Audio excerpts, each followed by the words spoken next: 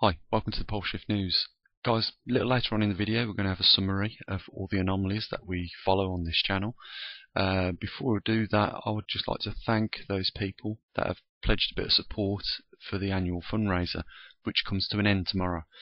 That is the anniversary of 1 year's tracking of the magnetic North Pole. And the reason why we set about doing this in the first place was to see how fast the pole was migrating during this period of time. And from tomorrow, when we take out the SD cards, like I say, it'll be a completed year.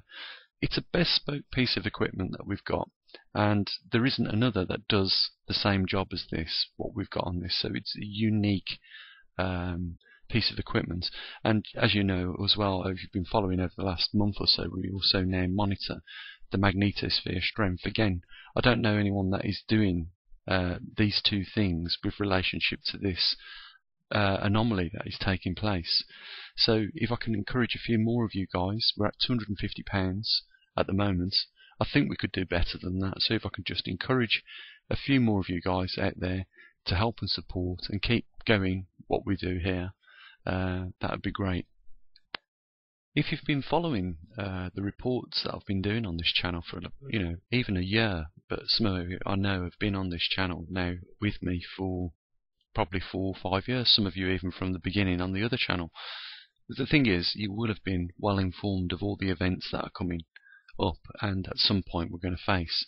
That train is definitely on the track, and we are standing, even though we're quite a distance away from it, we're standing on the track. And at some point we've got to start making decisions as to what we're going to do to avoid the worst parts of what's to come. Now, recently we talked about the economy, with the government's propping up the economy with freshly printed money in quantitative easing. When a country is bankrupt, this is the sort of measures that it starts to do, and it's only a matter of time before the effects of this really start to hit home with all of us. I mean, most of us are experiencing a rise in food prices. Now, can you imagine when this grand solar minimum really kicks in, because we are only at the beginning of it, but when it really kicks in and more arable land goes offline, what that is going to do in turn to the price of food. So, maybe you want to start looking perhaps into growing your own foods, and this isn't something that's massively uncommon in other parts of this world, and only now I think it's just the elderly people that do it in countries like Russia. But the majority of them hardly use any of their capital. They grow a lot of the stuff themselves.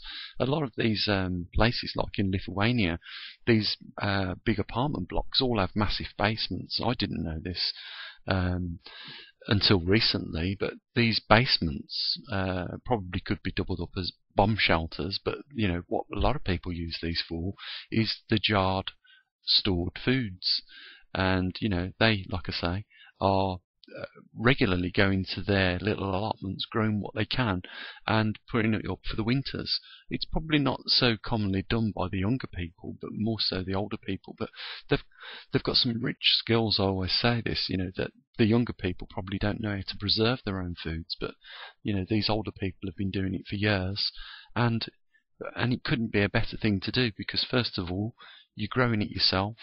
You can control the pesticides, in which, if you're going to use them at all, you can control all this, and you end up with free food at the end of it. Okay, you might have had to sacrifice a bit of your labour, but this is something that's been done for years and years, because there was always in these regions a shortage of money. And it's not uncommon for people, say in Lithuania, perhaps not in the capital, but for them to have their own cow and chickens and things like this, and they rear their own pigs.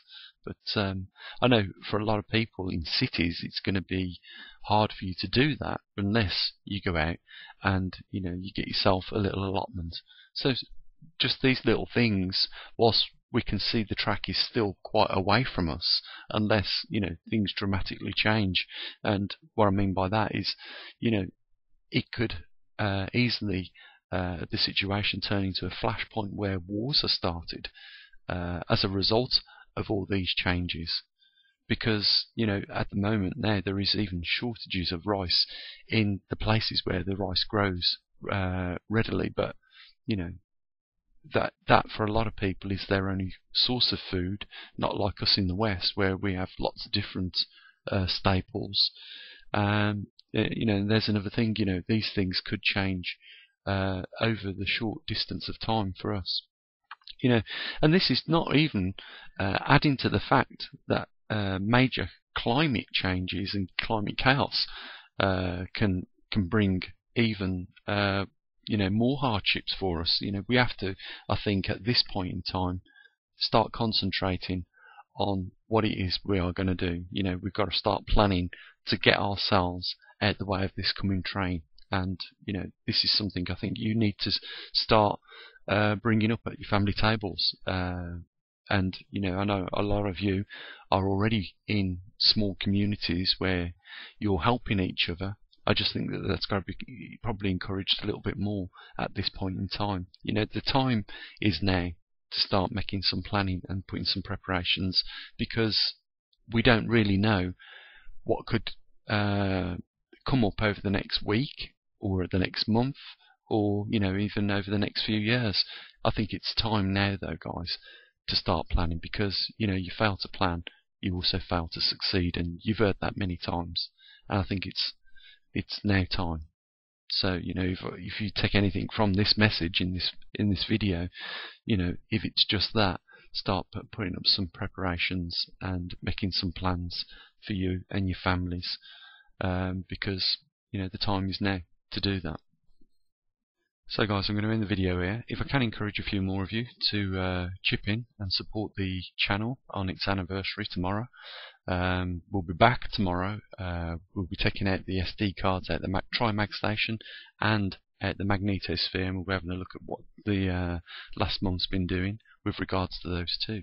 So you know, guys, I'll see you tomorrow, and the link's down there if you want to help support the channel. Thank you very much. Bye for now.